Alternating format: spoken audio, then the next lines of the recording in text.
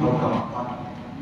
Yang bermaksud sebaik-baik sedekah apabila engkau mempelajari tentang satu ilmu, kemudian engkau kongsikan dengan orang yang lain. Lebih-lebih lagi pula dalam bulan Ramadan yang mulia ini. Rasulullah SAW pernah bersabda begini, "Man shoma Ramadan imanan wa ihtisaban." Barang siapa yang berpuasa di bulan Ramadan dengan penuh keimanan dan pengharapan, ghufira lahu ma taqaddama, akan dihapuskan semua dosa-dosanya yang telah lalu. Bulan Ramadan salah satu bulan yang sangat mulia. Kalau ada penghulu pada hari Jumaat, penghulu segala hari, Ramadan adalah penghulu segala bulan. Pada bulan inilah dilipat gandakan ganjaran kita oleh Allah Subhanahu wa taala. Jadi teruskan dengan amalan. Walaupun mungkin amalan nampak kecil di mata kita, kecil di mata orang lain, tapi amalan tersebut kita buat kerana Allah Subhanahu wa taala, dia besar di sisi Allah Subhanahu wa taala. Seperti mana Rasulullah SAW pernah bersabda dalam sebuah hadis, mafhumnya ada beberapa riwayat. Salah satunya daripada apa? Salah satu dari riwayat tentang puasa Nabi sebut, puasa ni Allah Subhanahu wa taala ganjarkan pahala itu 10 ke 700 kali ganda. Bukan 10 ke 20, 10 ke 700 kali ganda. Maknanya kalau hari biasa kita buat 7, kita dapat 10, atas hari tersebut Ramadan dan Allah berkehendak, Allah bagi 700 kali ganda kita dapat. Tapi sebab siapa yang tahu berapa banyak kita dapat, tak ada siapa pun tahu. Sebab apa? Itu milik Allah Subhanahu wa taala. Itu Nabi Muhammad sallallahu alaihi wasallam sebut, untuk setiap ibadat yang lain Allah Subhanahu wa taala dah sediakan pahala dia. Solat, puasa dia hari ni, solat ganjaran dia hari ni, zakat ganjaran dia hari ni, semua dah ada. Kecuali puasa kata Allah Subhanahu wa taala. Rasulullah bagi tahu, Allah bagi tahu kecuali puasa. Kerana puasa itu untuk aku dan aku yang akan memberi ganjaran. Puasa untuk Allah Subhanahu wa taala bagi direct. Berapa Allah Subhanahu wa taala nak bagi, itu antara Allah Subhanahu wa taala dengan kita. Kita buat setelah itu Allah bagi lebih. Tapi Nabi Muhammad sallallahu alaihi wasallam pernah menjanjikan dalam satu riwayat hadis macam saya sebut tadi, antara 10 ke 700. Jadi kalau ambil bagi sikit sekalipun, ambil 10 pun dah banyak dah. Kalau waktu bulan lain kita baca Quran, Bismillahirrahmanirrahim. Qul huwallahu ahad, Allahus samad, lam yalid wa lam yulad wa lam yakul lahu kufuwan ahad. Kalau bulan lain kita baca daripada ayat pertama aja. Qul huwallahu ahad, qaf lam ha waw alif lam ha alif ha dal. Sebelah perkataan. Kalau bulan lain daripada sebelah perkataan itu Rasulullah SAW kata apa? Setiap satu itu aku ganjarkan dengan 10 kali ganda. Allah ganjar 10 kali ganda. Maknanya kalau tadi sebelah perkataan, bulan lain dapat 110 ganjaran pahala. Masuk bulan Ramadan, kalau dapat paling rendah pun kali dengan 10 lagi. 110 kali 10 lagi, 1100 kali ganda ganjaran pahala. Siapa kata susah nak dapat pahala bulan Ramadan? Nak dengan tak nak ada.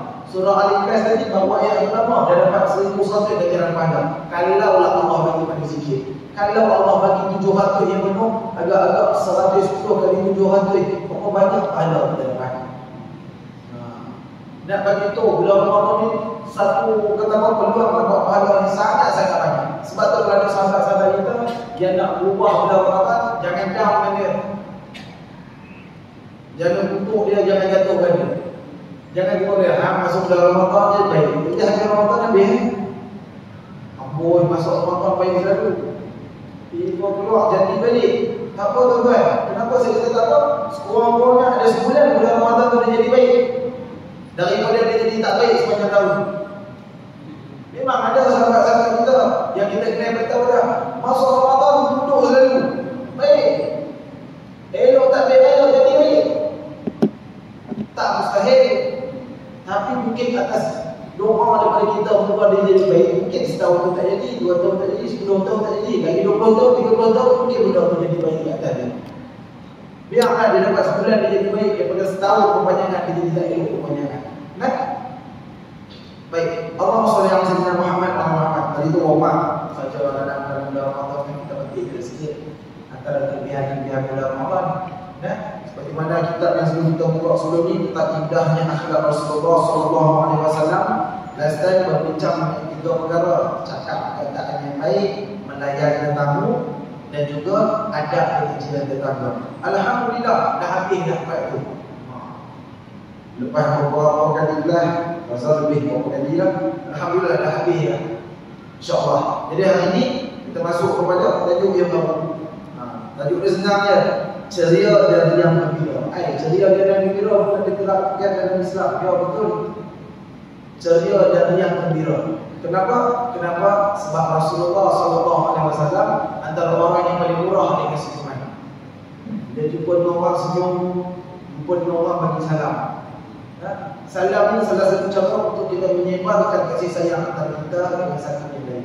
Rasulullah SAW pernah sebut dalam sebuah hadis makhluk dia, nak tahu tak apa cara dia supaya kita dapat menyebarkan pahala antara satu dengan lain dan juga menyebarkan kasih sayang? Sahabat tanya apa? Sebarkan salam. Bila jumpa orang, Assalamualaikum. Bagi salam tu sunat, jawab salam tu wajib. Maknanya bila kita bagi salam kepada orang, wajib bila kita buat dapat apa? Dapat pahala. Bila kita bagi salam kepada orang, secara otomatik kita bagi pula untuk orang tu dapat pahala hari itu. Mungkin orang tu tak tahu nak buat apa, tiba kita tegur orang, Assalamualaikum, dia pun jawab Waalaikumsalam. Otomatik kita buat dapat pahala dan kita tengah bantu orang lain buat pahala.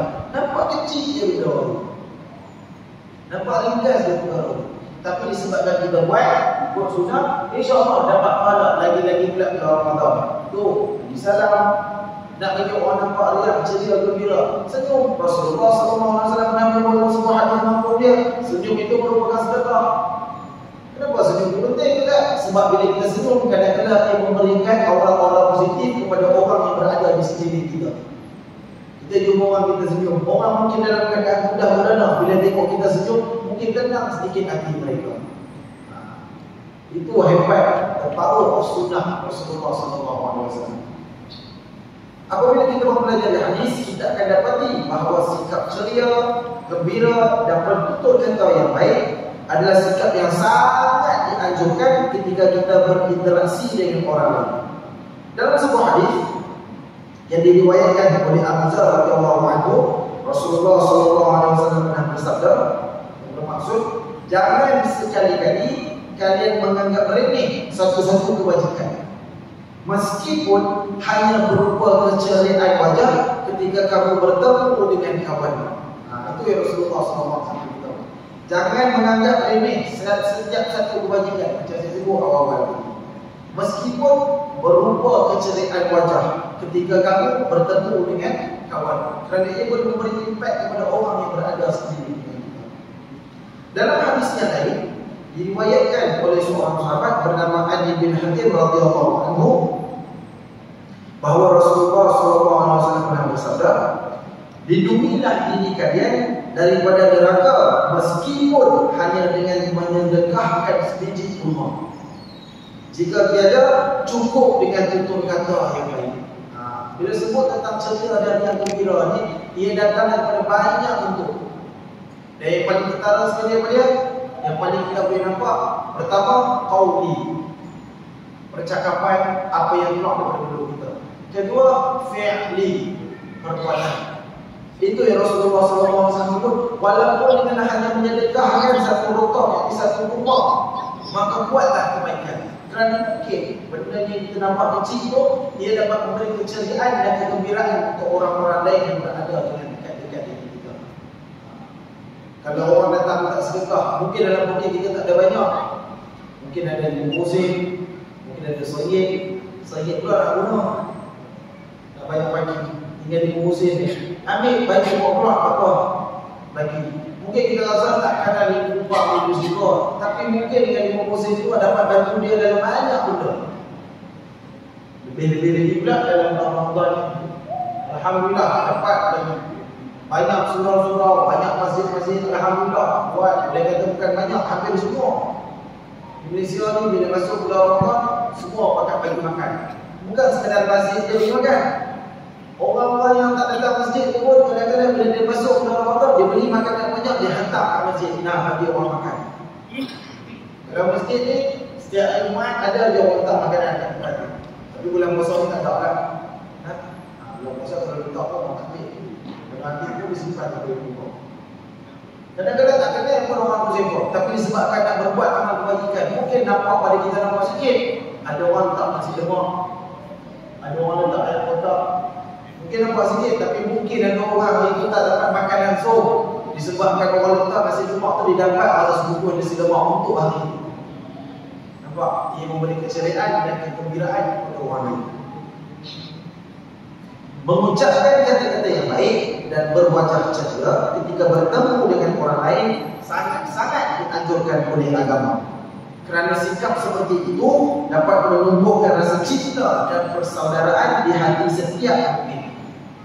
Dengan sikap seperti ini juga berarti kita telah memenuhi seruan Allah Subhanahu wa taala dalam surah Al-Hajj ayat 88 yang berbunyi waqfid janahaka lil mu'minin, dan sebaliknya hendaklah engkau merendahkan diri kepada orang-orang yang beriman. Apa yang dimaksudkan itu? Dapat disimpulkan bahawa membicarakan hal-hal yang baik bersama orang lain dan berwajah ceria adalah termasuk dalam sedekah. Huraian ini menunjukkan makna sedekah dalam Islam sangat-sangat luas, termasuk bermuka ceria dan senyum semata-mata. Alat dan bahan bersedekah tidak hanya terbatas kepada harta semata-mata. Ada orang memperjuangkan hartanya di sisi Allah Subhanahu wa taala. Sedekah juga datang dalam macam bentuk. Bukan sekadar pada harta semata-mata seperti mana kata Rasulullah SAW. Salah satu hadis Nabi Muhammad SAW juga pernah menyebut, siapa yang menyebut subhanallah walhamdulillah wala ilaha illallah wallahu akbar, sesungguhnya dia telah bersedekah. Ada pahala pun dapat, seolah-olah macam dia sedang bersedekah. Ada orang dia menginfakkan harta di jalan Allah Subhanahu wa taala. Tak semua orang mampu buat tuan-tuan. Hadirin hadirat rahmat Allah Subhanahu wa taala sekalian. Namun ada setengah orang dia tak dapat infak harta, dia infakkan masa dia untuk Allah Subhanahu wa taala. Ada orang menginfakkan harta untuk Allah Subhanahu wa taala. Ada orang menginfakkan tenaga untuk Allah Subhanahu wa taala. Kalau tanya sahabat-sahabat saya di tanah Arab, dia kata apa? Masuk bulan Ramadan, boleh kata ramai sangat orang ambil cuti tanpa gaji. Kalau tanah Arab lah. Nah, masuk bulan Ramadan, ramai orang ambil cuti tanpa gaji. Pasal apa dia ambil cuti tanpa gaji? Supaya bulan Ramadan badan dia tak terganggu. Bukan semua pakar buat, semua dah tak bagi tahu beza mereka dengan kita. Maknanya apa? Mereka sanggup tolak harta dulu, mereka menginfakkan tenaga. Mungkin dia orang tak dapat nak buat ambil banyak. Tapi mungkin nak masuk dalam harta tu, dia boleh gaji dia sia-sia supaya sebulan tu dia dapat ambil cuti tanpa gaji. Dia infakkan harta. Dia tak dapat infak harta, dia infak tenaga, dia infak masa untuk Allah Subhanahu wa taala. Saya pun ada agak beberapa orang sahabat saya kenal Indonesia ni sanggup ambil cuti tanpa gaji bila masuk Ramadan. Tapi sebab dia nak beli lah. Bukan sebab apa pun ni. Pun ada juga. Mungkin itu dah sedikit sebanyak membezakan kita dengan orang lain. Tengok sejauh mana pengorbanan yang kita mampu buat untuk Allah Subhanahu wa taala. Kalau Allah Subhanahu wa taala sebut dalam Al-Quran, wa minan nasi may yashri nafsahu ibtigha'a mardatillah wallahu ra'ufun bil 'ibad. Ada golongan-golongan manusia ni, mereka sanggup mengorbankan diri mereka semata-mata kerana Allah Subhanahu wa taala. Dan Allah juga sangat kasih terhadap hamba-hamba. Pengorbanan yang dimasukkan oleh Allah Subhanahu wa taala bukan sekadar angkat tangan, angkat pedang lawan musuh, namun pengorbanan apa sahaja yang mampu dikorbankan untuk Allah Subhanahu wa taala. Korban masa, korban harta, korban tenaga.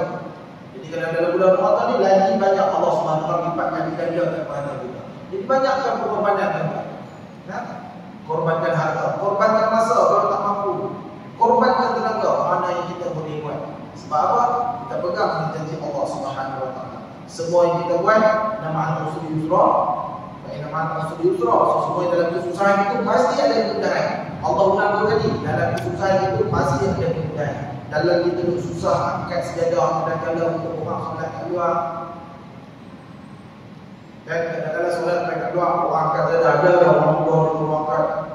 Berapa nak letak kat luar sebab orang ramai.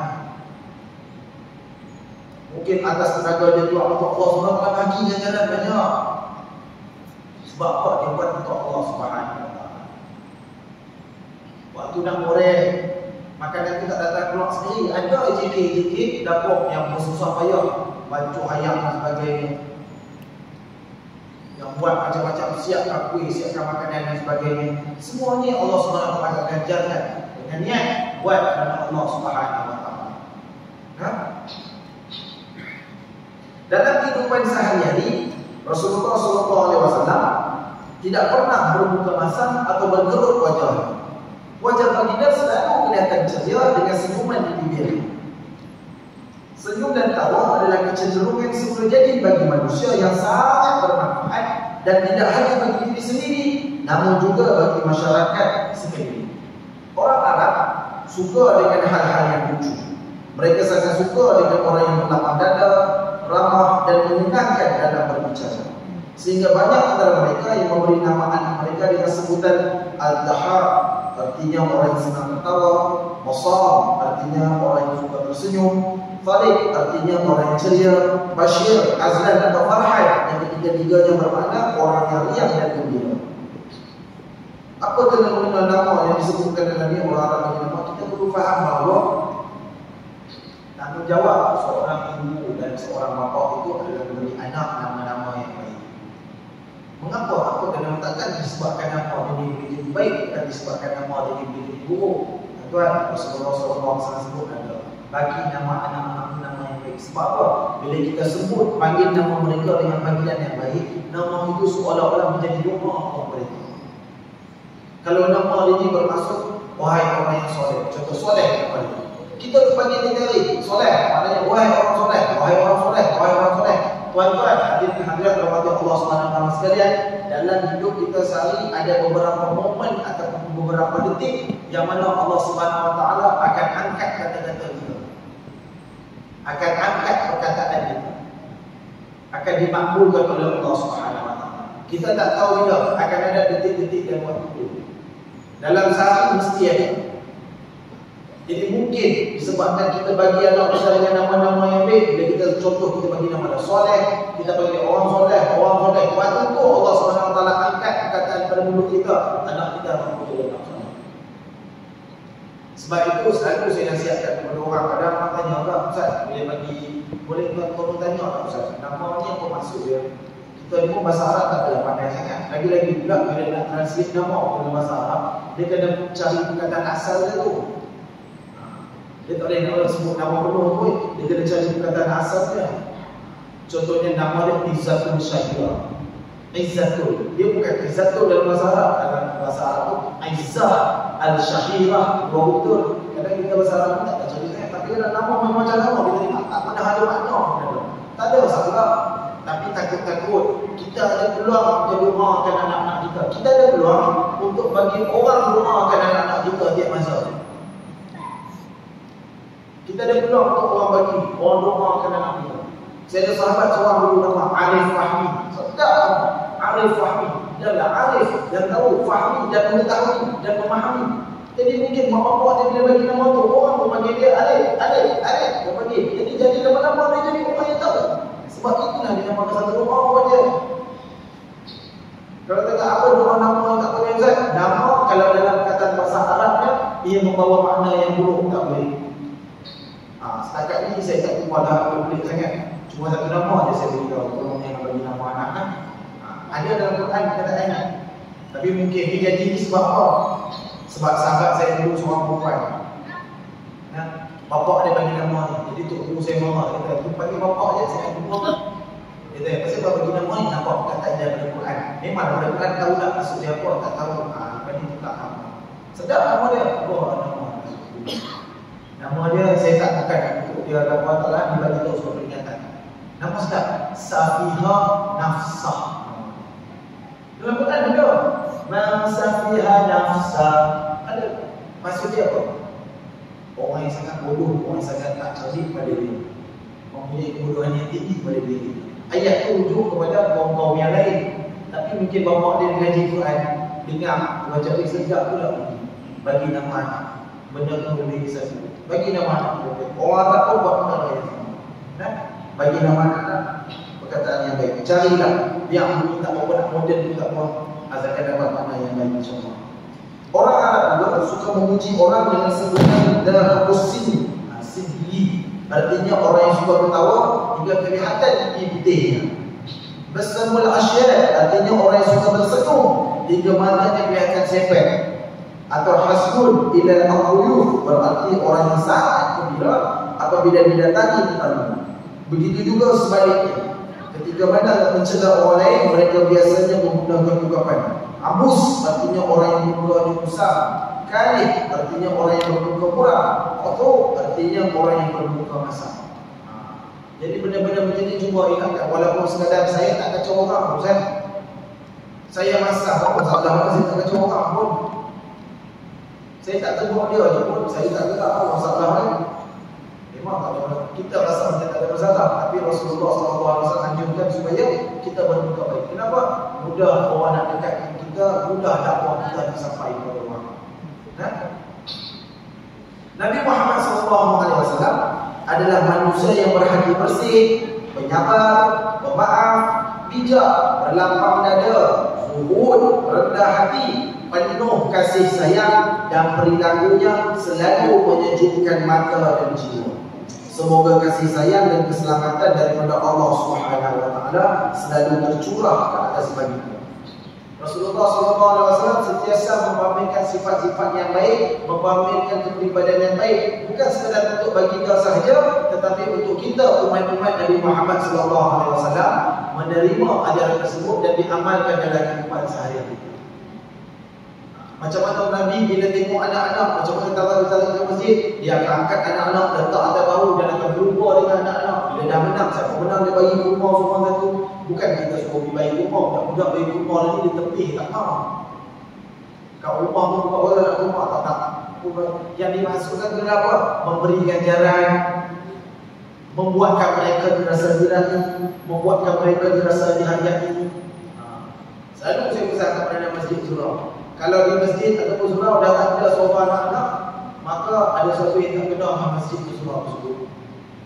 Dah tak ada bunyi sofa anak-anak dah, ada sesuatu yang kekurangan. Ada sesuatu yang tak kena di rumah Allah tersebut. Masuk bulan Ramadan ni lagi lah, bersemangat kadang-kadang mak-bapak ajak anak-anak dari surau atau anak dari masjid. Ya, bagi anak-anak ni kenal dengan rumah Allah, bagi mereka selesa dengan rumah Allah. Ada yang datang hari pertama ni, hari kedua tak datang kan? Bukan anak tak nak datang, bukan anak tak nak datang, dia semangat puasa pertama. Wah, Bi, jom pergi masjid tarawih. Anak ajak bapak, masuk hari kedua bapak ajak anak, jom. Tak nak lah, saya pun orang duduk belakang tu boleh pakcik jerit Allah. Lepas tu kita pelik, wah anak-anak kecil tak nak datang masjid kan. Agak-agak tak jawab apa. Baru duduk je, anak-anak datang ke masjid. Siapa? Orang duduk belakang tu, pakcik duduk je. Nak main, pergi balik. Jangan datang. Tuan, anak-anak ni kebiasaan ni. Kalau umur-umur ni tertentu lah. Kalau umur dah kepala mulai lah. Kalau umur 12 tahun tu kita boleh lah. Dia datang ke mana boleh lah tidur. Kalau anak-anak kecil umur 6, 7 tahun, 8 tahun, 9 tahun, sebelum sampai ke umur dia boleh dirotan. Yang Nabi sebut boleh dirotan kalau tak solat ni umur berapa? Tak lagi 10 tahun. Selagi tak sampai umur tu 10 tahun dan lebih tu, dia buka-buka laf lagi. Memang dia datang masjid 90% dan perontak tu tak fikir solat pun. Dia fikir tak main. Kepala otak dia kira dalam benda tu dia sos tambah sampai sos 10 dia agak tak pasal sikit lagi masuk. Itu dalam kepala otak dia. Dia bukan fikir apa banyak badan nak buat hari ni dah. Dia mata dia tengok keliling, itu kita keliling. Ya memang anak-anak tu dia tengok ni kat mana, di mata dia tengok. Aku nak panjat kat mana bukan? Kat mana aku boleh lompat? Ini kalau lompat kat belakang ni selamat. Dia akan fikir aku. Tapi percaya disebabkan keberadaan anak-anak ni lah masjid-masjid ke surau-surau akan diganti cerita. Dia tak percaya mereka inilah bakal-bakal berganti imam-imam yang duduk kat depan ni. Yang duduk jaga kat depan ni, aku umur berapa dah, tak lama dah, 20 tahun tak larat dah. Ini kecil je lah yang akan ganti. Mereka ini akan percaya ke surau masjid. Sebab tu satu besar tak kira lah masjid ke surau mana ke, rahimkan anak-anak juga. Lain lah kalau kita solat, imam kita solat berumur dalam lompat atas imam pun masalah juga. Maknanya kawan-kawan dah tidaklah dalam nama Allah dia masuk. Boleh faham kan? Jadi insyaAllah saya rasa setakat itu saja buat masa ini. InsyaAllah ada rezeki, ada waktu, kita akan sambung lagi di waktu yang lain. Moga-moga perkongsian ilmu ini dapat jadikan kita lebih baik di masa akan datang. Dan ilmu yang dapat hari ini jangan simpan dalam share dengan adik keluarga kita dan juga sahabat-sahabat kita. InsyaAllah kita sudah dengan doa. Bismillahirrahmanirrahim. Alhamdulillahi Rabbil Alamin. Wassalatu wassalamu ala ashrafil anbiya'i wal mursalin wa ala alihi wa sahbihi ajma'in. Allahumma inna na'udzubika min 'ilmin la yanfa' wa min qalbin la takhsha' wa min da'watin la tashfa' wa min da'watin la sajaba laha bi rahmatika ya arhamar rahimin. Ya muqallibal qulub tsabbit qulubana 'ala dinik. ربنا ظلمنا أنفسنا وإن لم تغفر لنا وترحمنا لنكونن من الخاسرين. ربنا آتنا في الدنيا حسنة وفي الآخرة حسنة وقنا عذاب النار وقنا عذاب النار وقنا عذاب النار والحمد لله رب العالمين. Semua baik datang dari Allah Subhanahu wa taala.